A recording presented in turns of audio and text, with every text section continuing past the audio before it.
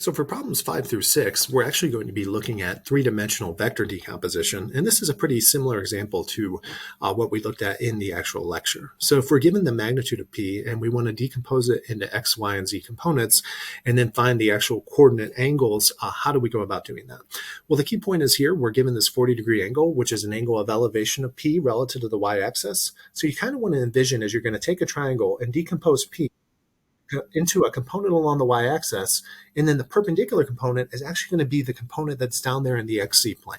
So that's the first thing that you want to do relative to this 40-degree angle. The y component is adjacent, so we'll use magnitude of p times cos 40 in order to get the y component, as you see in this triangle down here. And the component that is opposite of that 40-degree angle is actually the projection of this vector into the xz plane. So I'm just going to call that pxz for now. In order to get the y component, take the magnitude of p times the cosine of 40.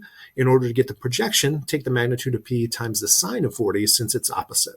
Now, once we have the projection of this vector, if you follow my mouse in the xz plane, how can we use this 30-degree angle in order to decompose it into a z component and an actual x component?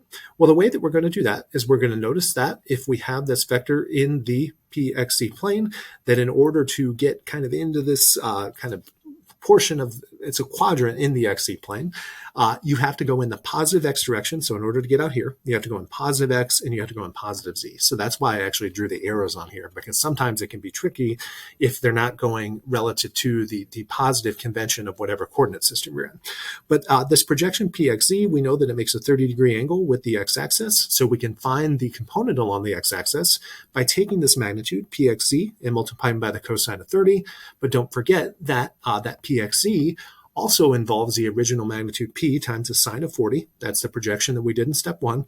So that's why when we actually determine the px and the pz components, there's these two trig functions. The first trig function, the sine 40 part, just projects it into the xz plane, and then the cosine 30 gives you the x component. The sine 30 gives you the actual z component in this case. So hopefully everyone remembers that from lecture. And once you have that, remember that the definition of all the coordinate angles, theta x, theta y, and theta z, is you just take the actual magnitude, divide by the component, and then take an inverse cosine.